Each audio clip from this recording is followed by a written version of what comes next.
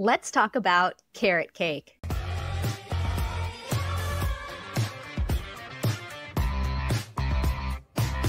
Welcome back to Sprung On Food. I'm your host, Kae Sprung. This season, we're talking about favorite foods, the history behind it, and the role it plays in the world today. Joining me today is stand-up comedian and writer Erin Jackson. Erin, welcome. Hey, thanks for having me. Well, I am so excited that you are here. You're a hilarious person. And when you said what your favorite food was, I was like, oh my God, this is amazing, because this is maybe one of my favorite cakes. I've had it as a birthday cake a number of times. So I was really, really excited to get into this. So I have to know what your reason for this being your favorite food is. Tell me your relationship with it. Tell me all the things. Oh my God. So I'm so glad to hear that you say you like it, because so many people don't like carrot cake. And then like I'll have it for my birthday and then people are like, oh, no, thanks. And I'm like, no, this is my birthday cake. You kind of have to eat it. More for you. A great carrot cake. The secret for me, peaches, like canned peaches to make it moist. Oh, yes. That's what I add. But I love it. I just love it. That's my favorite cake to order out. I'll go to Cheesecake Factory and get the carrot cake. Like, I love it. So. Oh, they have a good one. Okay, that's good to know. I would be remiss if I did not follow up with this clarifying question, because I have never experienced a carrot cake with peaches before. How did you discover this? And explain it to me. Like, what does it do for the flavor, the texture? Like, I've never had it. So I didn't know that it was peaches. It was the way my mom made it. But I saw the recipe and she was like, no, that's why it's so, because sometimes you can get a too cakey, dry cake, but this keeps it just, I don't know what it is, but it's the secret ingredient that you don't taste. It doesn't taste of peaches. But okay, so you don't taste any of the peaches, but they're in there. Are there pieces, or is it kind of blended within so that you wouldn't even know? Blended into the batter, but like canned syrupy peaches. Uh-huh. Mm-hmm. Wow. And do you have any idea where your mom came up with that? Did she learn that? Was this her own twist? I'm so intrigued. I'm going to make this now. I don't know where this, I'll give you the recipe. I have it in my kitchen. I don't know where that recipe came from. I have to look. Maybe I don't think it's from a book, but I will send it to you. I'm happy to share. Well, that makes me so excited, because I will 100% make it. And I'll probably show like a little fun, maybe video or something of a taste test of it to accompany this episode. But there are a lot of other different variations. This was one that I did not know about that I'm so intrigued and pleased to know about now. Some people do, like there's pineapple in some, there's nuts in some, there's raisins in some. How do you feel about those components? I don't want raisins in mine, but I like the nuts. Is it pineapple that you can, like discernible pineapple? I don't think I've ever had that. Is that like crushed pineapple in the bat. So in the same kind of way of the peaches, but with the pineapple, since it's so much more fibrous, I would say, you get the texture of the crushed. It's crushed, so it's not like the chunks in there, but I guess you can make it however the hell you want. But the crushed, it's more evenly dispersed, but you still do get a little of those textural pieces in there. And I wouldn't say you really taste it, but it just kind of lends to a bit of a sweetness. Mm-hmm. And I guess the same as the peaches, like a little bit of that moisture. Yeah. Mm-hmm. And when it comes to the nuts, any particular kind? I think walnuts is what I use. But I just didn't want to say it because I always guess wrong. I know we got the peaches, we've got the walnuts. This is very exciting. And apparently, Cheesecake Factory has a great version of it. You shared that at least one birthday that you've had it, and people sometimes are like, no. Mm-hmm. Is this a cake that you grew up with for your birthday, or did it shift at a certain point and you were like, this is the one? I don't think I grew up with it for my birthday, but I grew up with it being made. Like for holidays and stuff like that. I think when I was a kid, I probably just like regular just birthday cake, like yellow cake, chocolate cake, whatever. As I got older, like I'm like, no, there are two birthday cakes I like, but we don't need to talk about the other one. She's not the subject. But now I've been choosing carrot cake. If I go out for dessert, if I go out to dinner and they have a carrot cake as a dessert, I'll try it. But I'm particular. I'm not going to just eat a carrot cake because it's there. If it's not up to my standards, I'm not finishing it. Yeah, and I don't want to assume, but what would be the markings of a subpar carrot cake for you? Well, definitely dry. Definitely Sure. like I felt like too that thick. was number one with a bullet. That was coming. Yeah. Definitely dry. I don't need a lot, and this is always removable, but I don't like a lot of frosting. Like Okay. I'm good with the drizzle, and it's like a a buttercream kind of thing. I don't need a lot of that. Yeah, but mostly just dry. Okay. What about you? So yeah, it sounds like you're pretty forgiving. I would say that would probably be my number one too. And I do like all of the different components in there. I do like the nuts. I am team raisins. So I welcome all of those things. Of course, to better understand and appreciate our food, we've got to know where it came from. Right. You know what's sneaky? Carrot cake. Carrot cake is a kind of dessert that lets you believe you're making a better choice until you're halfway through your second slice, wondering if maybe cream cheese counts as a probiotic. But carrot cake wasn't always frosted. Its roots go deep, medieval deep. It's a cake that's been shaped by scarcity, war, propaganda, and just a little bit of culinary hustle. We're digging into the full story, from pudding-like ancestors to wartime make-do and its modern glow-up. Long before carrots were shredded into salads or pressed into juice, they were one of the few sweet things you could pull out of the dirt. In medieval Europe, sugar was hard to come by, and honey wasn't cheap. So when people needed to make desserts, especially puddings or sweet pies, they leaned on naturally sugary vegetables like carrots and parsnips. Some were baked, some were boiled, and none of them had frosting. It was more survival treat than celebration cake. This was evident in London from John Evelyn's Acciateria, a discourse of salads, where a recipe for pudding of carrot shows up in 1699. Erin, hearing about this initial first kind of iteration of this carrot pudding, in your mind's eye, what's it look like? What's it taste like? I mean, it's giving me like pistachio. Like I feel like it's like pistachio pudding, which I happen to love. But that's, Tell me about pistachio pudding, because maybe I don't know. Okay. From when I was a kid. Am I bugging? Pistachio pudding. Yeah. No, you very I mean, I'm sure it's a thing. I just have not had the pleasure. So I'm so curious. What is it? It's sweet, but it's not. So I get that, because that's what I like about carrots in general, right? Like you can caramelize just a carrot. I mean, it's amazing. It's sweet. So I get that carrot was like what we had, but we made it good and sweet. So I'm behind that. Also, I mean, as a chronic dieter, it does feel good to be having a carrot cake. I mean, yeah, regardless of how realistic that is, I'm doing my best. Yes, I think that's why zucchini bread also is very popular too. You're getting a little, serving of your veggies in. It's okay. How healthy I'm being. Yep.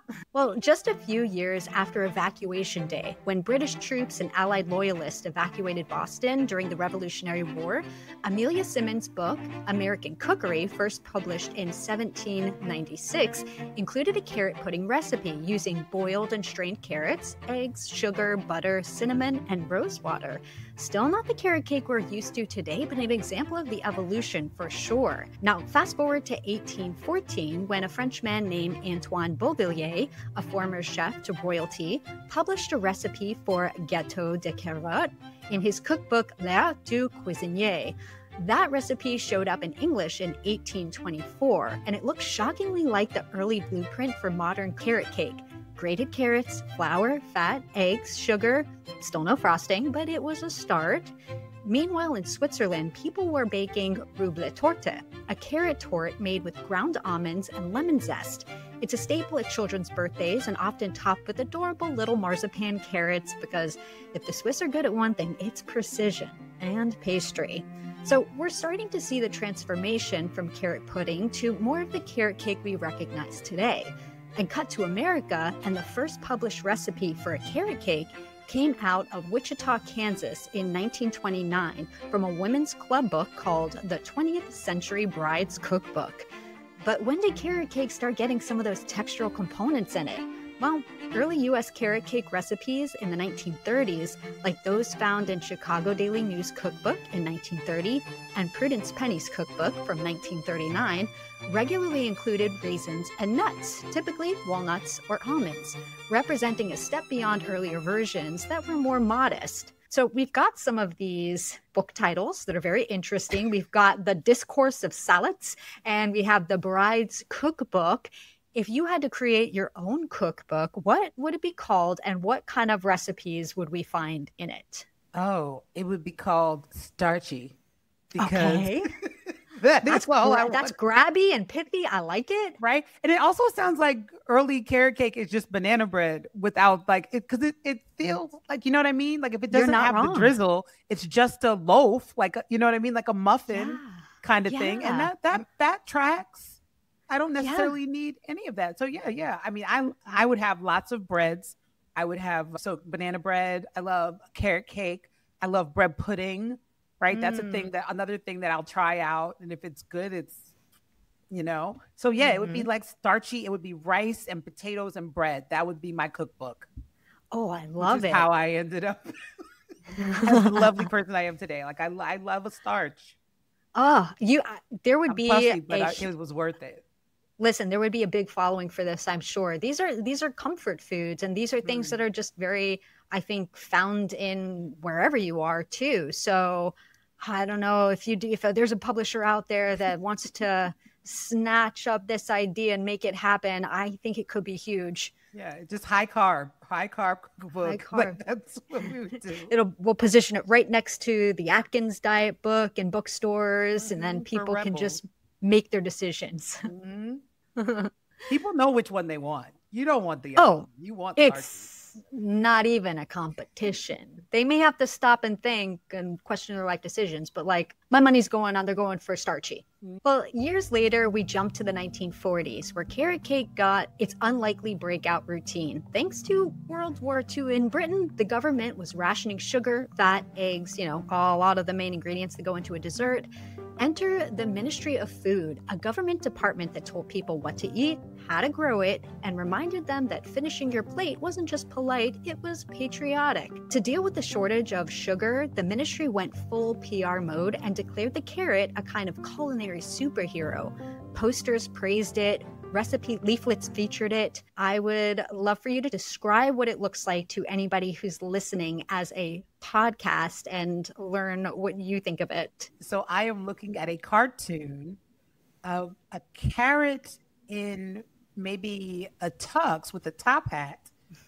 And he's carrying, I guess, he's got his like doctor's bag that says Vit A, so I guess vitamin A, and it says Dr. Carrot, the children's best friend. So Dr. Carrot, okay, so this is like an apple a day. This is Dr. Carrot, okay, carrots. Yes, got it.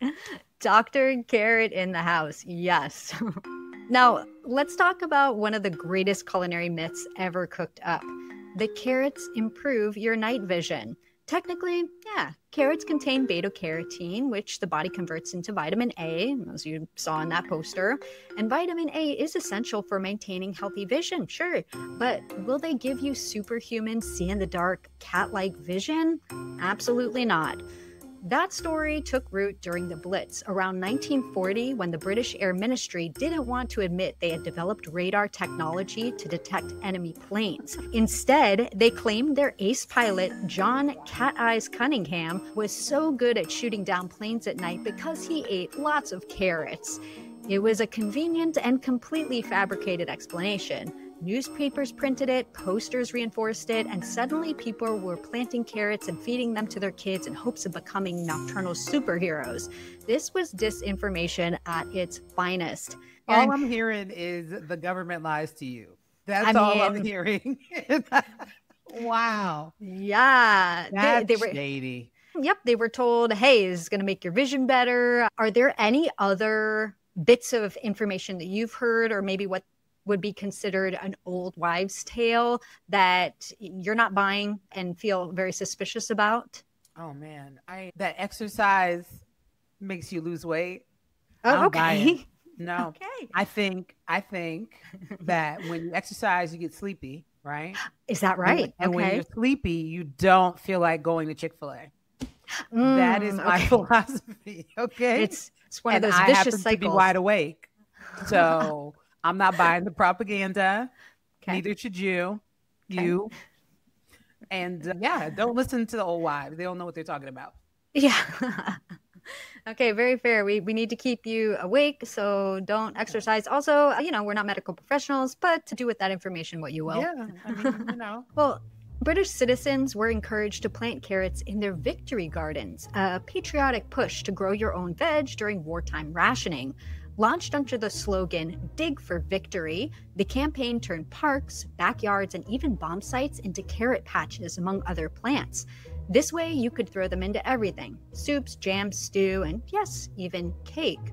One of those recipes showed up in War Cookery Leaflet Number 4, I'm sure you've heard of it, printed in July 1943.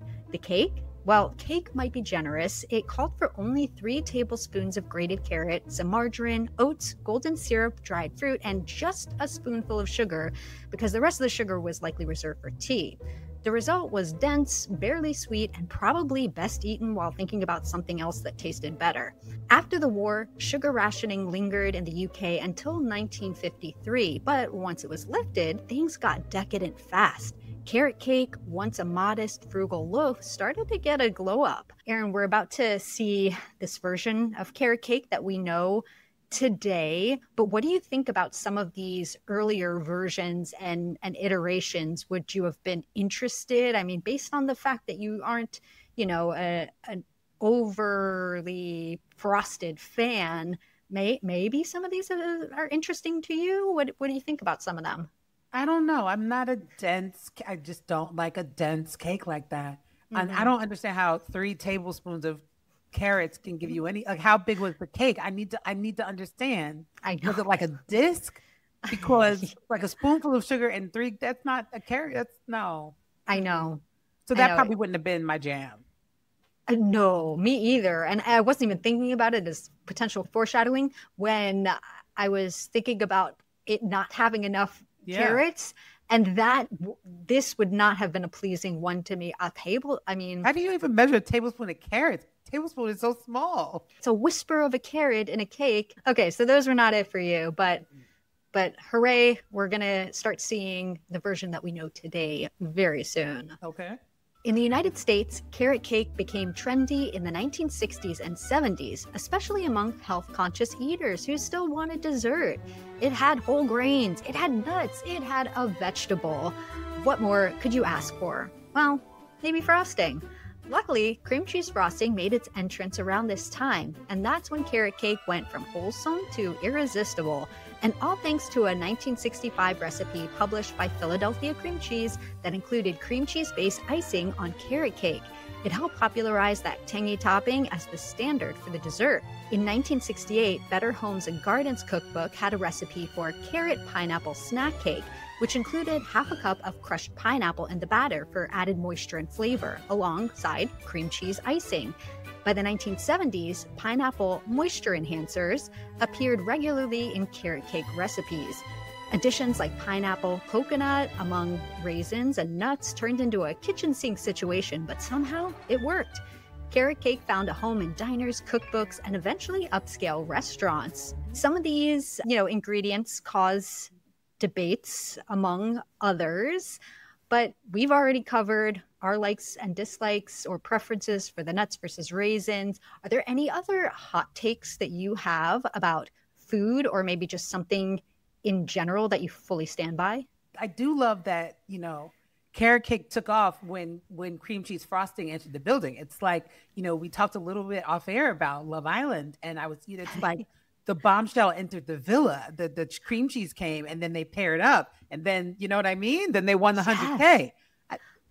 If you're not watching Love Island, whatever. Right. And there's no spoilies here, so it's fine. Yeah, no spoilies. Yeah. I'm just saying, a new bombshell entered the villa, and it was cream cheese frosting, and it took it to the next level. So that is fantastic. That's just one thing about me. I'm always like scraping frosting off of things I don't need. I just need it to be on there. I don't need to like have a whole serving of frosting before I get to the cake. So understandable. And have you ever had a carrot cake that wasn't with cream cheese frosting and had some kind of alternative? I don't think so. Okay. No, I don't think so. But I just like, if you put it in a bundt pan and the icing is just drizzling down the side, rather than like a cake. That's what I mean. Like not a heavily, iced cake. I love that variation. Yeah. You know what? I feel like very much like a lemon, same kind of like a pound cake look. Yeah. Yeah. I feel like these days we don't see a lot of that variation. And this might be the push we need to call for a comeback of that style. I would love that. I think the first time I really did it was because I didn't let my cake cool enough to before I put the frosting on. Yeah. So then it just started, you know what I mean? As I was trying to do it. And then I was like, well, I'm just gonna give it a little. And I was like, no, this works. Yeah. So, yeah. Oh, that's beautiful. Because then, yeah, too, because what you want is for it to cascade a bit over the sides, and you don't want it to necessarily like hold its shape. You want it to kind of drape. So we're unlocking so many great tips. I'll eat it all. I'll just scrape a lot of it off. Well, today, carrot cake isn't just a British-American invention, it's gone global. As previously mentioned, in Switzerland, rubla torta still reigns fluffy and nutty. In Brazil, there's bolo de cenoura, a vibrant orange carrot cake made by blending raw carrots with oil and eggs, then baking it into a soft cake and pouring chocolate ganache on top. No cream cheese, no raisins. And in India, carrots show up in gajar ka halwa, a sweet spice pudding made by simmering carrots with milk, ghee, cardamom, and sugar. Not a cake technically, but the carrot is still the star. Erin, have you tried or heard of any of these variations before? I haven't. I've never had heard of or had, I guess, chocolate ganache on a carrot cake. I've never heard of that. Have you tasted that? I have not had the honor, but I also, after this, I am very inspired. Maybe I'll just do my own version of a bake-off, and I'll just start making all of these. I'll make your recipe. Make muffins and then try all the things. You know what I mean? That's so true. Yeah. And then just have my own little carrot party, and you're invited. Everybody's invited. Here. Yes. Right over the river. Yes, please. Yeah, we'll have a huge carrot cake sampling party and make all the variations and see what do we prefer. And then I'll open up our eyes to maybe the variations that we never had the honor of trying or wouldn't have thought to try. Well, walk into any bakery today and carrot cake is right there. Sometimes slathered in frosting, sometimes pretending to be healthy in muffin form, sometimes stuffed with walnuts and raisins, sometimes gloriously smooth and nut-free. Debates rage, team raisins versus team absolutely not, pineapple, moisture maker, or betrayal, pecans or walnuts, and then there are the purists who only want carrots, sugar, spice, and a slab of frosting thick enough to grout a bathroom tile. And what we haven't touched on is the latte, protein bars, or the carrot cake flavored yogurt at the grocery store. Carrot cake, like all good trends, knows how to evolve with the times. So the next time you sink a fork into a slice of carrot cake, you're tasting medieval ingenuity, wartime necessity, and a cream cheese frosted comeback story that spans centuries and continents. Erin, what do you think about the backstory of carrot cake? Well, I want to say this, like, you know, philosophically, I'm against war. Okay. Sure. But if war gave me carrot cake, I'm actually, you know, I'm not thankful for it. That's a really interesting backstory. Like carrot cake out of necessity grew into a fan fave. So I love that. Yeah, a lot. I think sometimes the origin story for recipes and different dishes can really vary. And this was one that I was not expecting, especially all of the interesting, you know, backstory of the push for carrots and the government telling them about carrots and trying to eat them and plant them on your own and all of these things. Now we can kind of reap the benefits from all of that craziness and enjoy a nice, peaceful slice of carrot cake. That is so interesting. Well, with a cake this delicious, it's definitely landed into pop culture. Divorce carrot cake, originally a handwritten 1970s Southern recipe featuring crushed pineapple, raisins, walnuts, and honey, became a viral hit on Reddit. Commenters dubbed it as the best carrot cake recipe in existence, and it sparked humor around its name and nostalgia around Southern baking culture. Lloyd's Carrot Cake, the Bronx bakery that turned a family recipe into an institution, was founded by Lloyd Adams in 1986. The shop serves a single-layer carrot cake packed with twice grated carrots, cream cheese frosting, and an optional load of walnuts and raisins.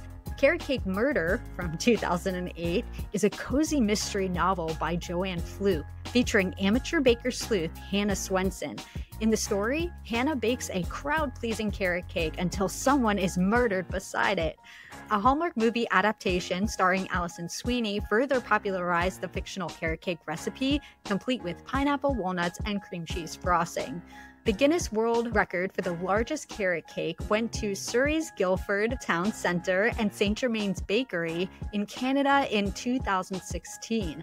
They created a carrot cake from scratch, incorporating shredded carrots, raisins, coconut, and pineapple. Erin, would you like to take a guess on how much this cake weighed? I can't even imagine. A Guinness cake. 100 pounds. 100 pounds. Okay. Well, big.